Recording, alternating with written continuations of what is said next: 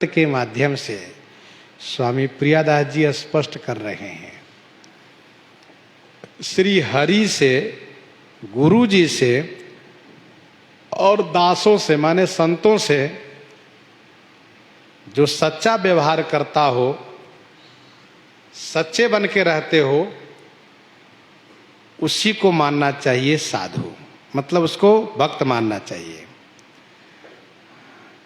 हरि गुरु दासनि सो साचो सोई भक्त सही, वही भक्त है। गही एक टेक, एक टेक माने एक टेक होना चाहिए, एक प्रण होना चाहिए, और उस प्रण से कभी टले ना। साधु का एक प्रण होता है, तो वो प्रण उनके लिए कल्याणकारी होता है।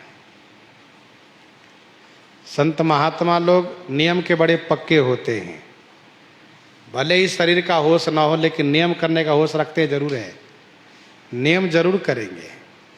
अच्छा, होता क्या है, वह नियम समय होने पर अपने आप उसको प्रेरित करता है कि आपका समय हो गया, नियम करिए। तो नेम जगावत प्रेम को, प्रेम जगावत ईश। तो नियम होना चाहिए, नियम के पक्के।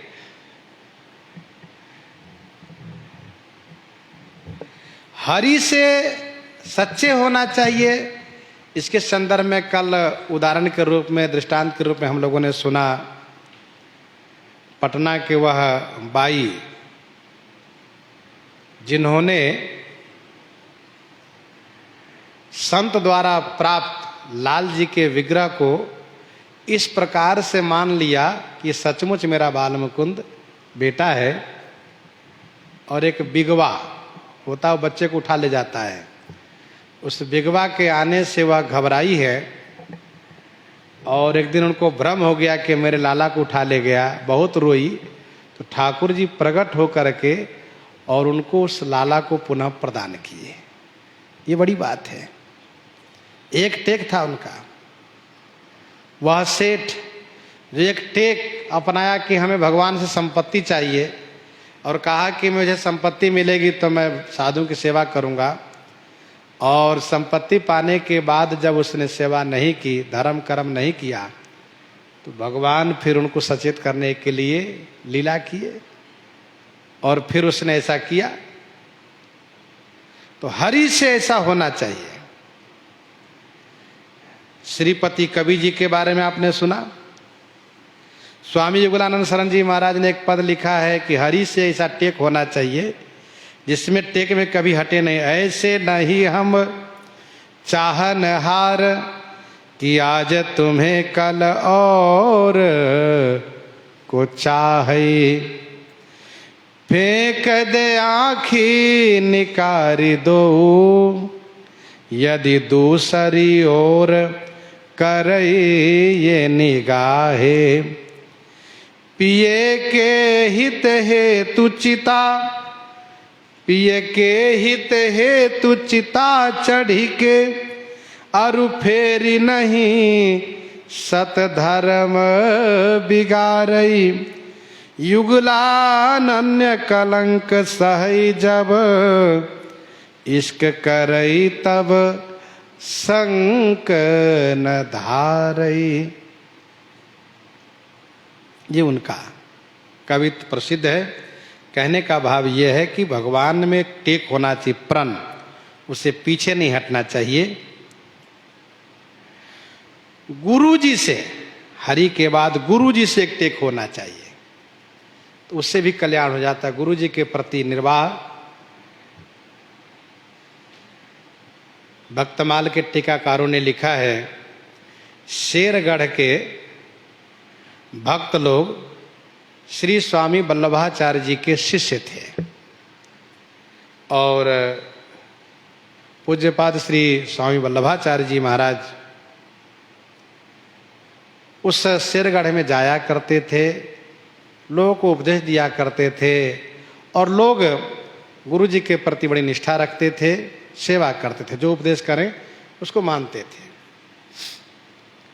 उसी शेरगढ़ के एक आचार्य जी का एक भक्त था, शिष्य था, वह संतों की सेवा में अधिक धन खर्च हो जाने से सरकारी टैक्स को नहीं दे पाया, जो सरकारी टैक्स होता है उसको नहीं दे पाया, तो उसी कारण से उसको कारागार में बंद कर दिया गया। कारागार में जिसने बंद किया वह भी आचार्य पाद के ही शिष्य थे, बड़े अधिकारी थे वे, और ये बेचारे सामान्य थे। संतों के प्रति इनकी बड़ी निष्ठा थी।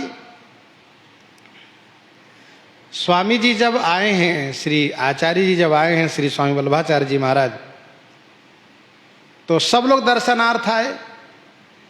तो जेल में ये बेचारा बंद था, इसने जेल अधिकारी से कहा कि मुझे मेरे गुरु जी को दर्शन करा दो, मैं उनके बिना बहुत परेशान हूं।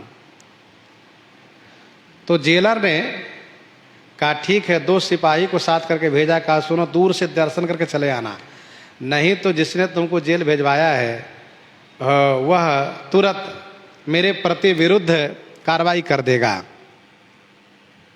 कहा ठीक है। अच्छा, संजोग ये था कि आचार्य पाद उन्हीं के यहाँ ठहरे थे, जो बड़े अधिकारी थे, जिसने इनको जेल भेजवाया था। तो 2 सिपाही के देख रेख में वे आए हैं और गुरुजी को दर्शन आड़ से किए। दर्शन तो मिल गया, लेकिन अब चरण छू नहीं सकते, बहुत परेशान। छुप छुप करके कभी उधर से गुरुजी को दर्शन कर लिए। कुछ समय मिला था जेलर के द्वारा, खुश थे, लेकिन मन में इस बात को शोक था। स्वामी जी ने पूछा कि भाई सब शिष्य आए, मेरा अमुक चेला कहां गया? तब उसने कहा, उसी अधिकारी ने कहा जहां ठहरे थे, क्योंकि और किसी को कहने की हिम्मत नहीं पड़ी, कैसे कह दे कि उनको जेल भेज दिया इन्होंने, उन्हीं के यहाँ आचार्य पाद ठहरे हैं और फिर उन्हीं के विरुद्ध हम कुछ कह दें तो एक भला नहीं होगा, इसलिए किसी ने कहा नहीं, किसी ने कहने की हिम्मत नहीं की। तब उन्होंने कहा कि ऐसी सी बात है गुरुजी, उसने टैक्स नहीं जमा किया, इसलिए उसके कारण उसको जेल भेज दिया है। तब उन्होंने कहा तुम बेवकूफ हो,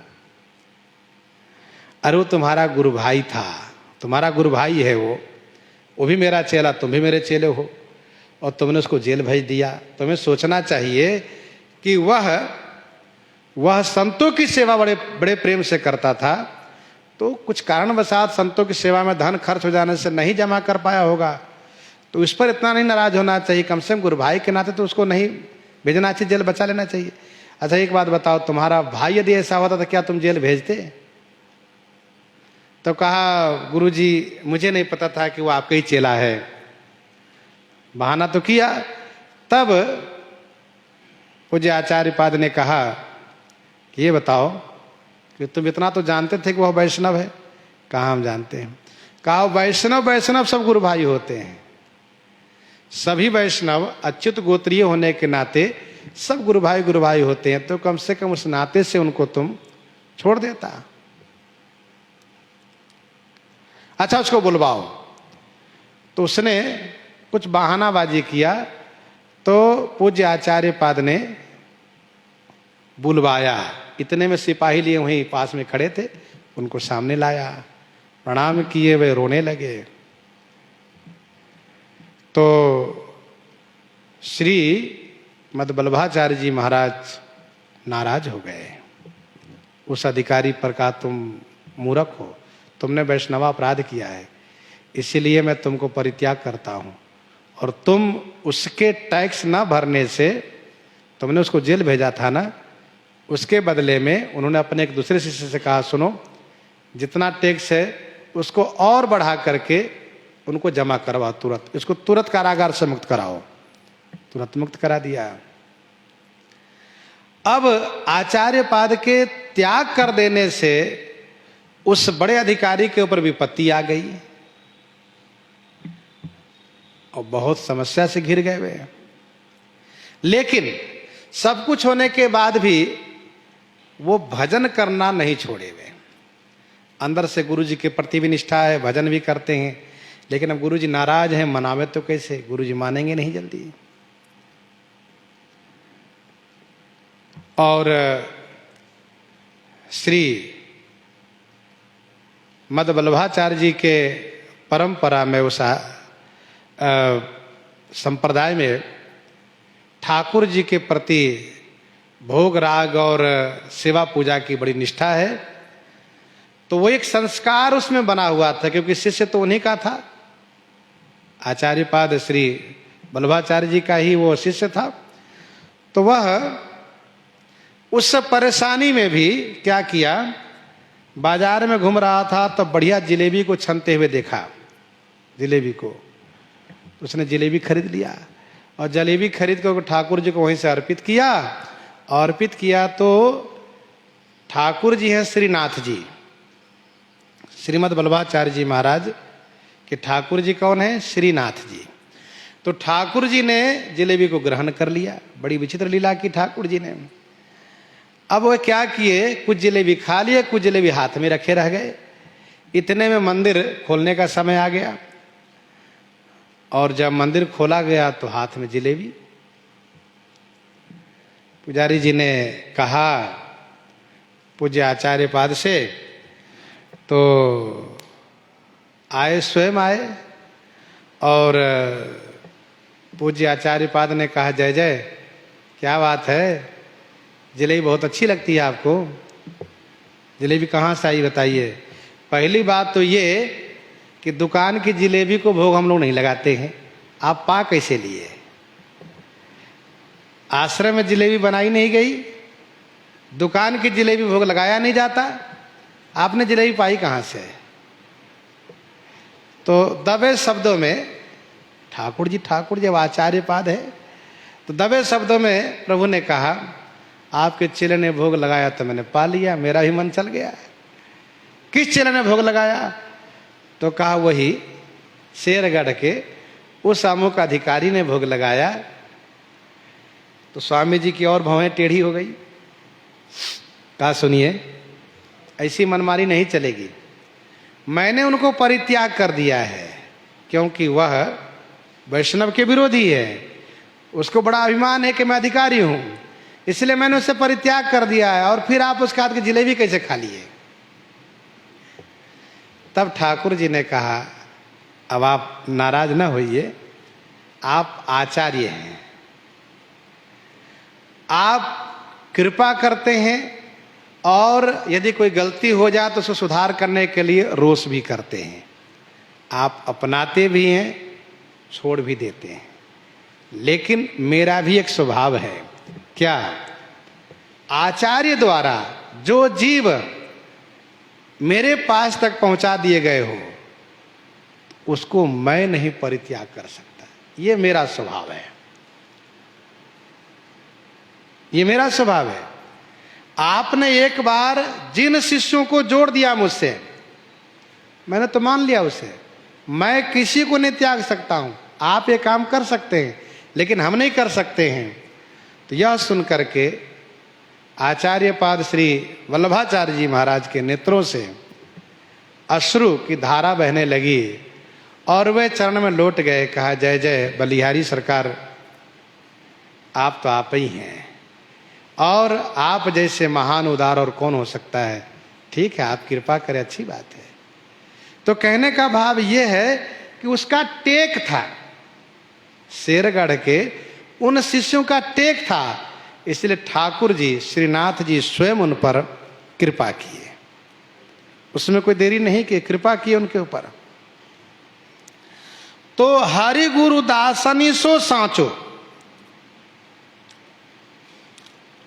संतों से सच्चा भाव होना चाहिए, तब भी बातें बन जाती, कल्याण हो जाता है। संतों के प्रति सच्चा भाव किनका था? तो एक कथा है, संत सेवी खाती की, खाती वह बढ़ई।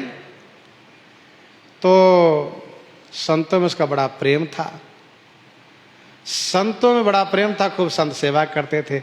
अच्छा, संतों का स्वभाव क्या है? उनको पता चल जाना चाहिए कि अमुक भक्त व अमुक संत सेवी हैं, तो वहाँ जरूर पहुँच जाएंगे, चाहे वो पहाड़ पर हो, चाहे कहीं दुर्गम स्थान में हो, संत वहाँ जाएंगे जरूर है। और जहाँ पता चल जाए कि संतों के प्रति इनका भाव नहीं, वहाँ संत जाएंगे नहीं कभी। तो ये बढ़ई संत के बड़े प्रेमी थे, संतों की सेवा करते थे। एक दिन संत आ गए, इनके पास कुछ था नहीं, तो अपनी पत्नी से कहा, सुनो देवी, तुम्हारे पास कुछ आभूषण है? तो उसने कहा, मेरे पास एक नथिया है, नथिया। कहा दे दो, इसको मैं गिरवी रख करके और मैं छुरा के दे दूंगा, और तब तक संतों कुछ सेवा कर लूं। अच्छा, उसकी पत्नी बिल्कुल उसके अनुकूल थी, इसीलिए वे और भी खुश रहते थे कि संतों की सेवा में उसकी पत्नी उनके अनुकूल ही चलती थी, जैसा वो कहें, कभी विरोध नहीं करती थी। तो उस नथ को लेकर के एक सेठ के पास रखा और उनसे पैसे लेकर के संत को सेवा किया। और इसके बाद वे चले गए काम करने के लिए कि पैसे लेकर आएंगे, फिर तुम्हारे नथ को हम छुड़ा लेंगे वहां से। इधर ठाकुर जी को नहीं अच्छा लगा, तो ठाकुर जी क्या किए, उसी के पति के रूप बना करके और गए उसके पास, जहां वो नथ उसने रखा था, वहां गए, उनको पैसे दिए, नथ उनसे ले लिए और ला कर कहा, सुनो ये लो, तुम पहन लो। तो उसने कहा, रख दीजिए, मैं बाद में पहन लूंगी, क्योंकि मैं अभी कुछ काम कर रहा हूँ, चौका लगा रहा हूँ, हाथ में गोबर मट्टी लगा है, इसलिए आप रख दीजिए, मैं पहन लूंगी। कहा, नहीं नहीं, तुम पहन लो, तब मैं जाऊंगा। कहा, बाबा तुम आप रख दो, मैं पहन लूंगी। कहा, नहीं नहीं, रख दो। तब जब 2-3 बार पति ने कहा कि पहन लो, मैं कह रहा हूं ना, तो अच्छा ठीक है, तो मैं आ रही हूं। आई और कहा, सुनिए, पहना दो आप ही, क्योंकि मैं हाथ धोऊंगी नहीं। कहा, अच्छा ठीक है।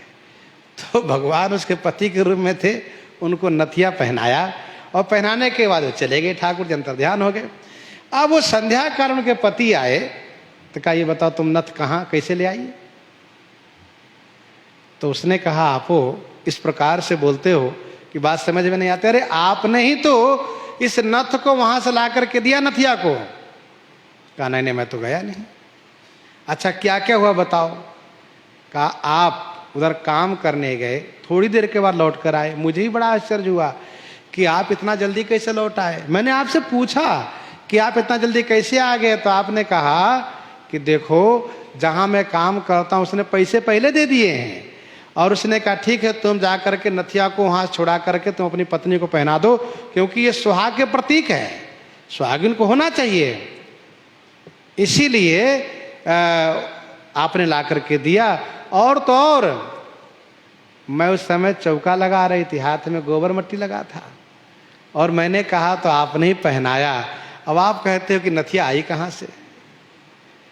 तब वह बड़ा प्रभावित हुआ और फिर वह उनको प्रणाम किया। कहा, देवी तुमने तो ठाकुर जी को दर्शन किया और मैं तो उनके लिए तरसता ही रह गया। तो इस प्रकार से भाव, संतों के प्रति उनका भाव था, इसीलिए ठाकुर जी इनके सहयोग किए, साथ दिए। और भक्तमाल में ऐसी कई कथाएं हैं। एक सुदर्शन खत्री था, सुदर्शन खत्री, उसको भी साधु के प्रति बड़ा प्रेम था, बड़ी श्रद्धा थी, खूब साधु सेवा करता था, स्वयं साधु की सेवा में लग जाता था, रसोई भोजन बना करके भोग लगवाना, पाना पवाना, मतलब संतों को भोग लगवा करके, संतों को ठाकुर जी के भोग लगवावे, संत पावे, तब फिर प्रसाद पावे, ये चलता था। एक दिन कुछ संत आ गए, तो इनका स्वास्थ्य बिगड़ा हुआ था, तबीयत खराब थी। इन्होंने अपनी पत्नी से कहा, सुनो मैं बीमार हूँ, तुम संतों के लिए थोड़ा भोजन बना दो। तो पत्नी इनसे विरुद्ध रहती थी, पत्नी को संतों के प्रति भाव नहीं था। उस खाती के पत्नी के हृदय में संतों के प्रति भाव था, तो ठाकुर जी उनके पति के रूप में आके नथिया पहना गए। और यहाँ ये जो सुदर्शन खत्री है, उसकी पत्नी को साधुओं से बड़ी ईर्ष्या थी। जब उसने कहा कि साधु के लिए रसोई बना दो, भोजन बना दो, तो उसने कहा, नहीं नहीं, मुझसे भोजन नहीं बनने वाला है, क्योंकि मेरे सिर में दर्द है और मैं बीमार हूँ। कहा, अच्छा ठीक है। तो जैसे तैसे सुदर्शन खत्री संतों को कुछ प्रबंधन किया। कहा, महाराज आज आप इस तरह से टिक्कर बनाइए और भोग लगाइए। आपके दास का स्वास्थ्य बिगड़ा हुआ है, कुछ करने की हिम्मत नहीं हो रही है, ऐसा कहा। इसी बीच पत्नी के भाई आ गए। पत्नी के भाई आ गए। जब पत्नी के भाई आ गए तो खुश होकर के उठी और भाई के लिए तुरंत इन्होंने चूल्हा जलाया, बढ़िया भोजन बनाया। तो सुदर्शन खत्री को भ्रम हो गया, उनको लगा कि इनको संतों के प्रति दया आ गई अथवा मेरे ऊपर दया आ गई, इसलिए इन्होंने संतों के लिए भोजन बना दिया है, बड़ी अच्छी बात है।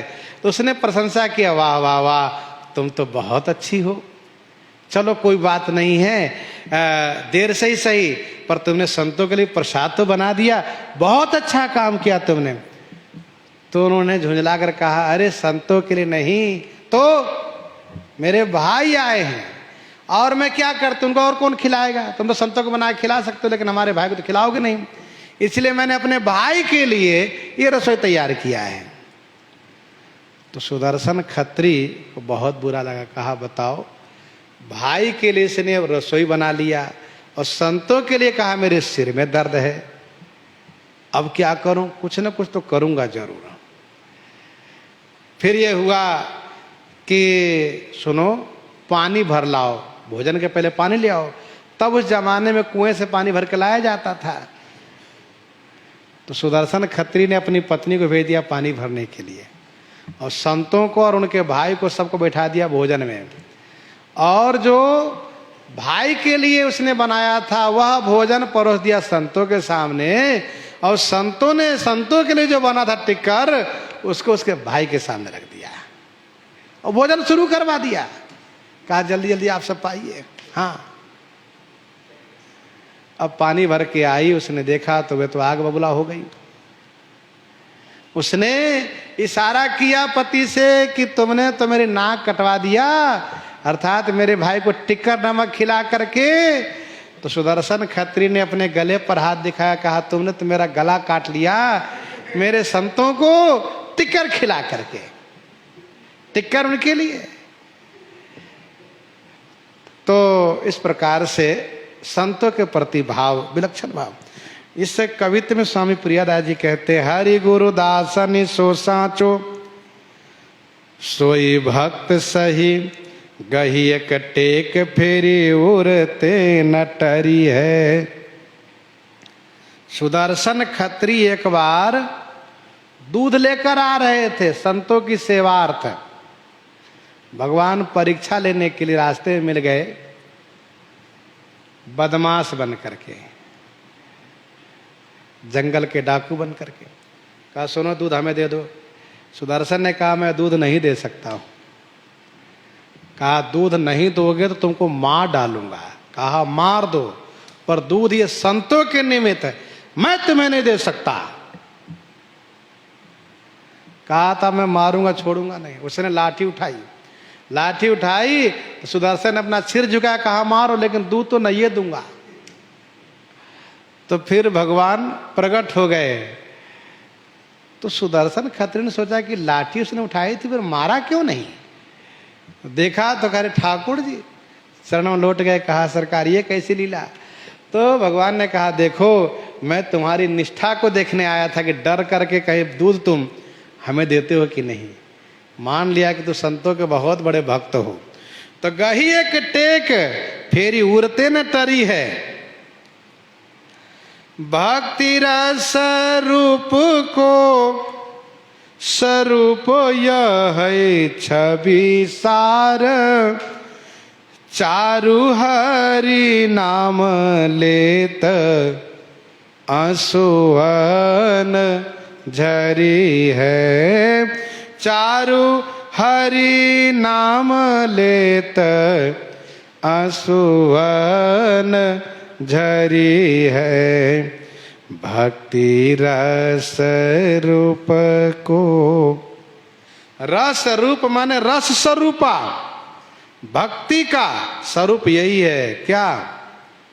रस रूप भक्ति का यही स्वरूप है जो छवि सार, छवि सार माने सुंदरता के सार है। चारु हरि नाम लेत आंसुअन झरी है। चारु माने सुंदर। भगवान के नाम लेने पर आंखों से आंसू बहने लगे, आंसू झरने लगे। जब ही राम कहिले ही उषासा उमगत प्रेम मनहु चहु पासा। द्रवहि बचन सुनि कुलेश पखाना पुरजन प्रेम न जाए बखाना। भरत तीसरे पर कहा कि न प्रवेश प्रयाग कहत राम सिय राम सिए। उमगी उमगी अनुराग उमगे उमगी अनुराग। प्रीति राम सो नीति पथ चलिए राग रस जीति। तुलसी संतन के मते यही भगति के रीति। अपने इष्ट देव के प्रति अनन्य अनुराग हो और इष्ट देव के नाम लेने में, गुण स्मरण करने में मम गुण गावत पुलक शरीरा। मम गुण गावत पुलक शरीरा।